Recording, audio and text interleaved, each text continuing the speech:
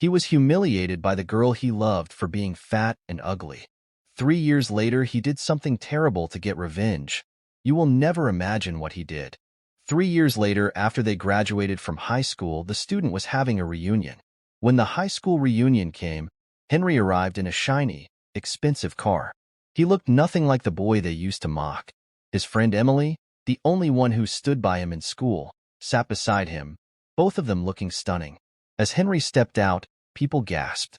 Whispers filled the air. "Is that Henry?" They murmured in disbelief. Henry walked into the hall, his presence commanding attention. He looked around but couldn't find Sophia, the girl who had humiliated him years ago.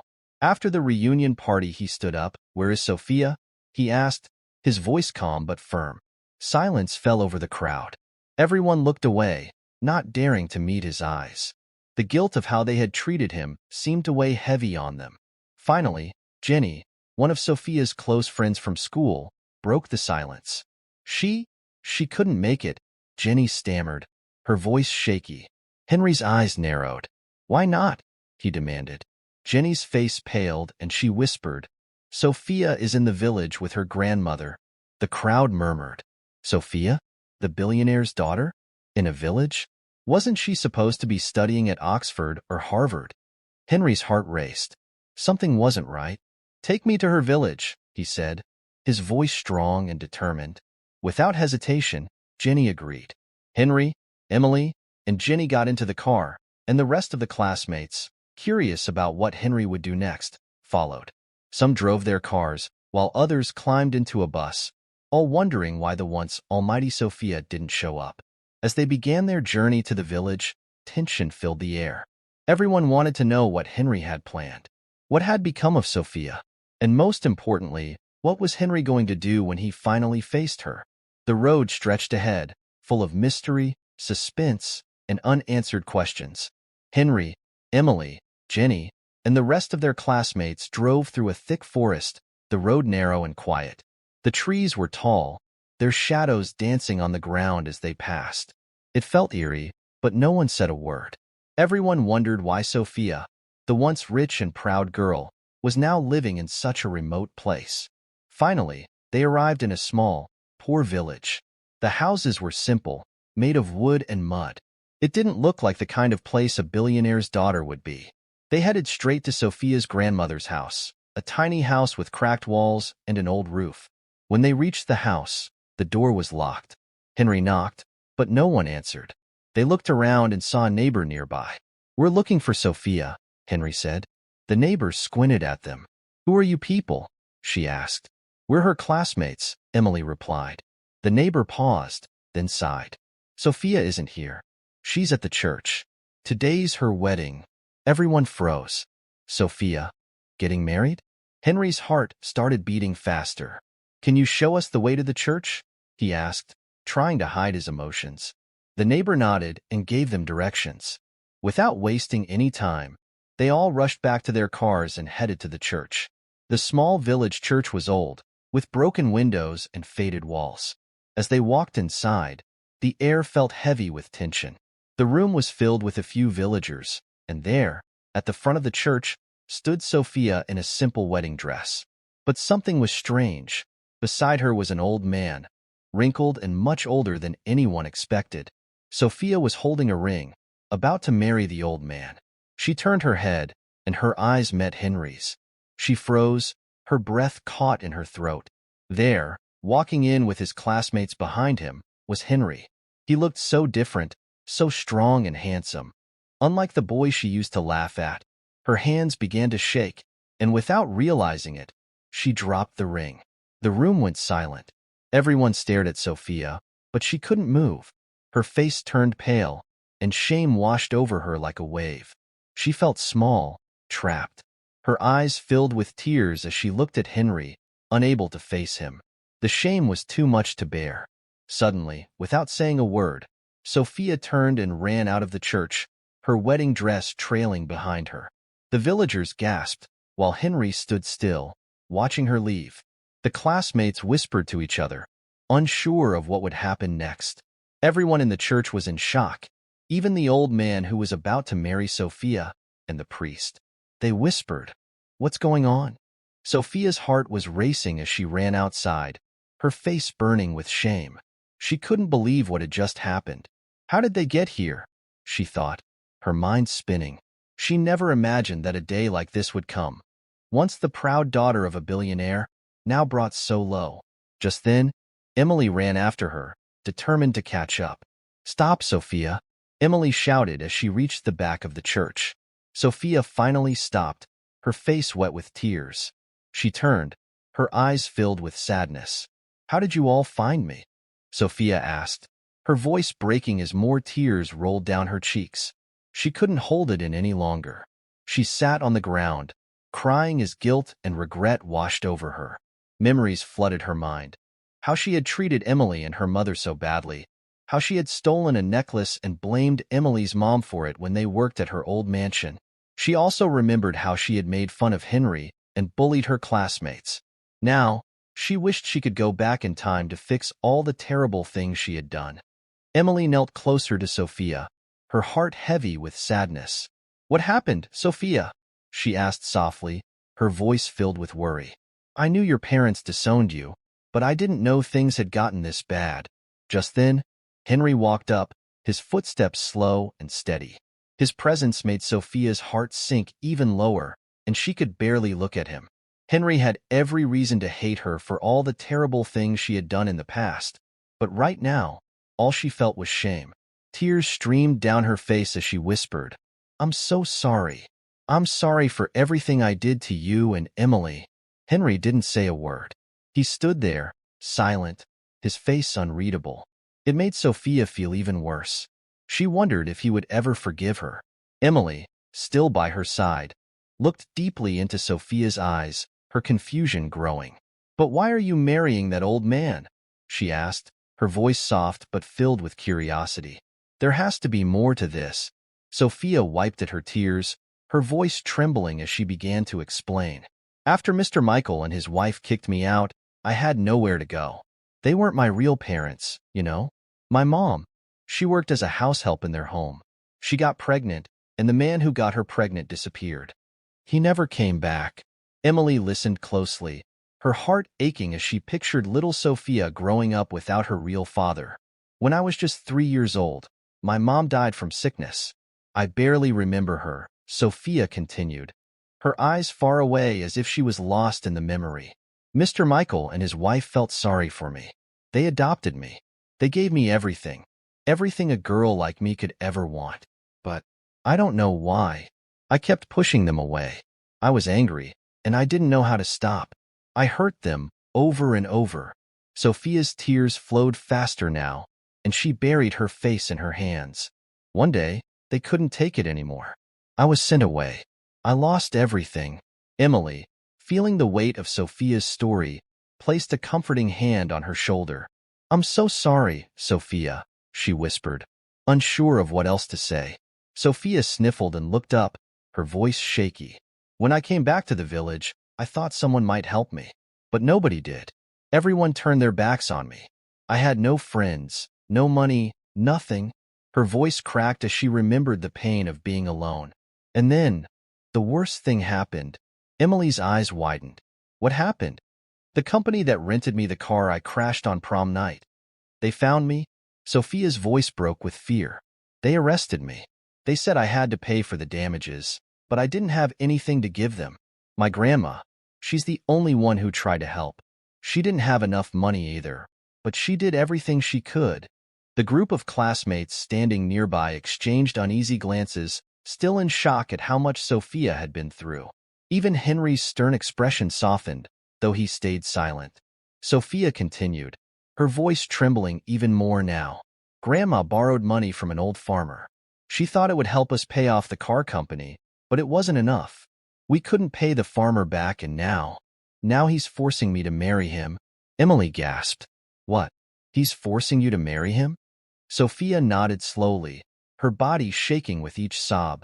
He said if I don't marry him, he'll make sure I go back to jail. I have no choice. She wiped her tear-soaked face, but the tears kept coming. I've tried everything to pay him back, but nothing worked. So I agreed to marry him. Suddenly, The sound of heavy footsteps interrupted the tense moment. The old farmer appeared, his face twisted with anger.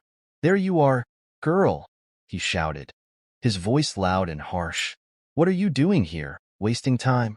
You promised to marry me today, and I'm not waiting any longer." Sophia flinched, her whole body trembling as the old man's angry eyes glared down at her.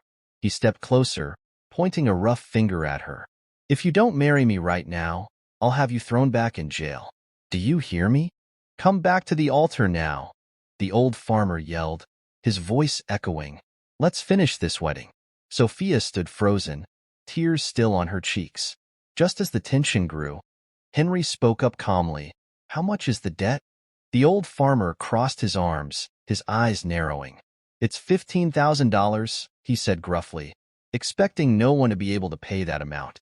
Without hesitation, Henry pulled out his phone and asked for the old man's bank account number.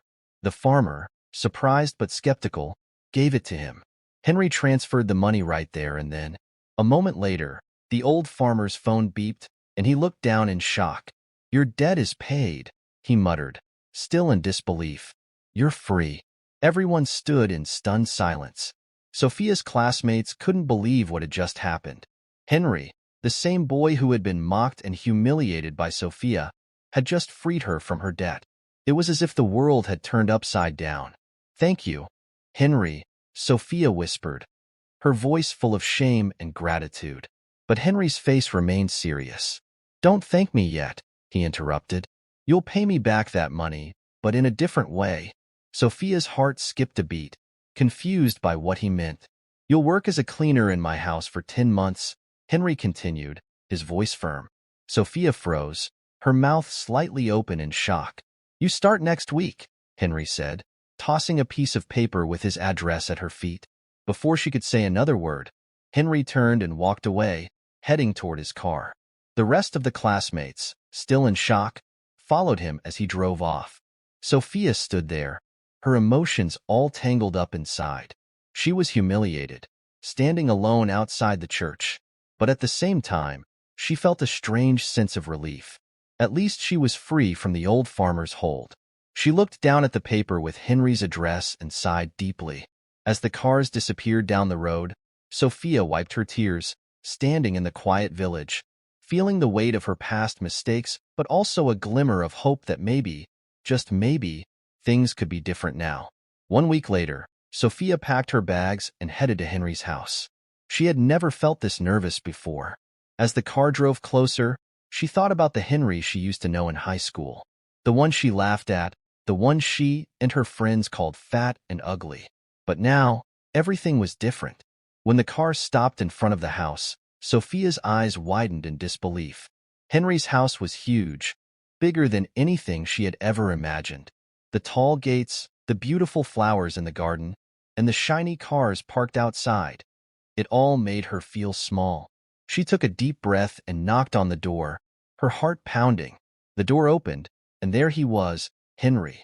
He sat on a soft, expensive-looking couch in a luxurious sitting room. The room sparkled, with big windows letting in sunlight and fancy decorations everywhere. Sophia could hardly believe her eyes. Henry was no longer the boy she made fun of. He was handsome, strong, and confident. "Good afternoon, Henry," she greeted him, her voice shaky. Henry didn't smile. Instead, he looked at her with cold eyes and said, "From now on, don't call me Henry. Call me boss." Sophia's heart sank. She knew this wasn't going to be easy. "Yes, boss," she whispered, feeling embarrassed. Just then, Emily appeared. Emily was Henry's girlfriend now, and she looked beautiful and kind. "Hi, Sophia. Welcome," Emily said with a warm smile. Sophia was surprised by Emily's kindness. She hadn't expected that after everything. Emily helped her with her luggage, showing her to a small but cozy room in the house. As they walked, Emily chatted, trying to make Sophia feel comfortable. But Sophia felt heavy inside, thinking about how her life had turned upside down. Once a proud and spoiled girl, she was now starting her life as a cleaner. The next morning, Sophia woke up early to begin her new job. She scrubbed the floors, cleaned the big windows, and made sure the house looked perfect. It was hard work, and her hands hurt from all the scrubbing, but she kept going. She had no choice. As she worked, she could hear Henry and Emily laughing in another room. Their happiness felt like a sharp reminder of her mistakes. She wiped her forehead and continued cleaning, trying not to think about how different her life was now. Every time Henry passed by, he barely looked at her. He didn't talk to her except to give orders, and when he did, his words were short and cold.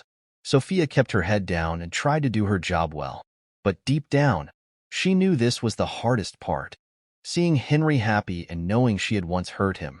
One bright afternoon, Sophia was busy cleaning the stairs when she heard Henry's voice. He had come home, and he wasn't alone.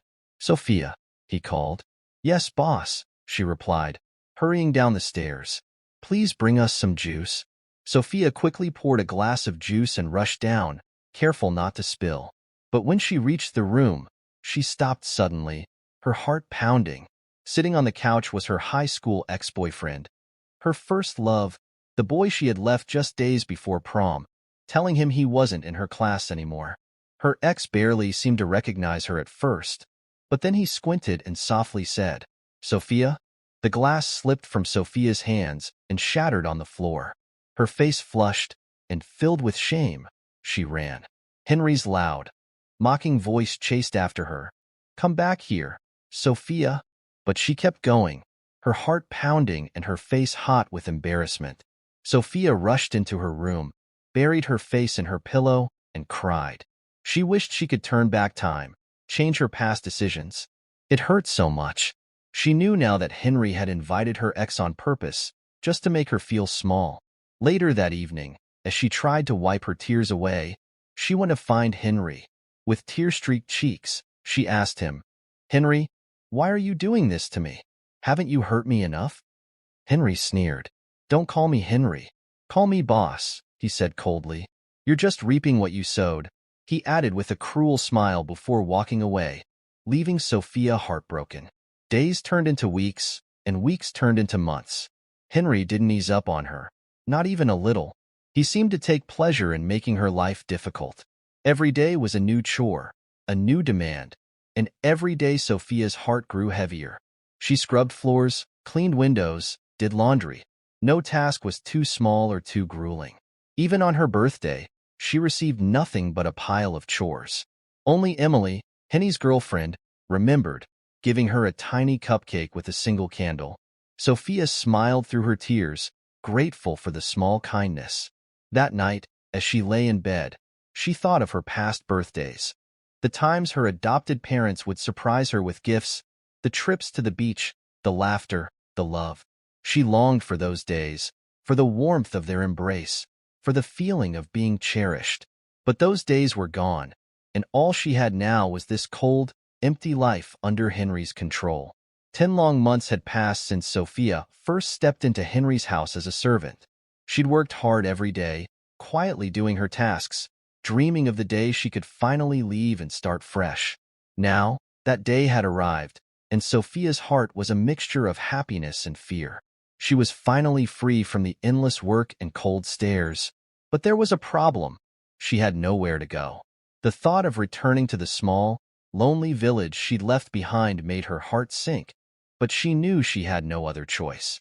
With a heavy sigh, Sophia packed her few belongings, neatly folding her clothes and placing them carefully in her old bag. She looked around her small room one last time, memories flooding her mind. Taking a deep breath, she walked to the living room, where Henry and his girlfriend, Emily, were sitting. She hesitated, then gathered her courage. "Thank you, Henry," she said softly, trying to keep her voice steady. "I'm leaving now." Henry looked up, his face surprisingly calm. Emily gave her a small nod and smile, but Henry didn't say anything, which made Sophia feel even more nervous. She turned to leave, clutching her bag tightly. Just as she reached the door, Henry called out, "Sophia." She froze, her heart pounding as she turned around. Henry's tone was soft, almost gentle, which was so unlike him. "We have a surprise for you," he said with a calm voice, his eyes meeting hers. Sophia's heart raced, and she couldn't believe her ears. A surprise? She stood there in shock, wondering what it could be. Henry nodded toward one of the doors in the room and said, "Come out." Sophia's eyes widened as the door slowly opened. And then, stepping out of the shadows, were two people she thought she'd never see again. Her adopted parents. Her mouth fell open. Her eyes filled with tears as she whispered, "Mom? Dad?" Without another thought, Sophia dropped her bag and ran to them, her heart bursting with emotions. She hugged them tightly, holding on as if she'd never let go. "I'm so sorry," she cried, tears streaming down her face. "I hurt you both. I was so foolish. Please, please find it in your hearts to forgive me." Her voice broke as she sobbed, guilt and relief overwhelming her. Her mother stroked her hair, her own eyes filled with tears. "It's okay, Sophia," she said gently, her voice filled with love. "You did hurt us, but it's all in the past now. We're here for you, and we've missed you every single day." Her father wrapped his arms around her, his face soft with forgiveness. "We love you, Sophia, and we're so happy to have you back," he said, his voice shaking with emotion. Henry watched the reunion, his usual stern expression replaced with something softer, almost warm. He cleared his throat, looking away as if trying to hide his feelings. Sophia, wiping her tears, looked at him in disbelief. It was then that she learned that Henry had gone to her parents, pleading with them to forgive her. He had shown them videos of her working hard around the house, proving how much she had changed. Even though Sophia had hurt Henry in the past, he couldn't bear the thought of her returning to a life of loneliness in that remote village. He wanted something better for her, a chance for her to start anew. Sophia's heart swelled with gratitude and shock. She never thought Henry would go so far for her. Tears welled up in her eyes again as she whispered, "Thank you, Henry. I don't know how to thank you enough." Emily helped Sophia's parents carry her bags to the car, ready to take her home. But just as they were about to drive off, Sophia felt an urge to say one last goodbye. She ran out of the car, her heart full of emotions, and threw her arms around Henry in a tight hug. "Thank you so much, Henry," she said, her voice filled with gratitude. Henry, trying to keep his composure, patted her back, his eyes betraying a hint of emotion. "Be a good girl, Sophia," he advised softly, his voice warm. "Take care of yourself." As Sophia got back into the car and they drove away, she watched Henry standing there, a bittersweet smile on his face. She waved to him until he was out of sight, her heart feeling lighter than it had in years. For the first time in a long time, Sophia felt like she was truly going home, not just to her family, but to a new life, filled with hope, forgiveness, and second chances. She had been given a fresh start, and as she looked out at the open road, she knew she would make the most of it. Say no to bullying and yes to kindness. Together, we can make a difference. If you enjoyed this story, please like, subscribe for more inspiring stories, and let us know in the comments where you're watching from.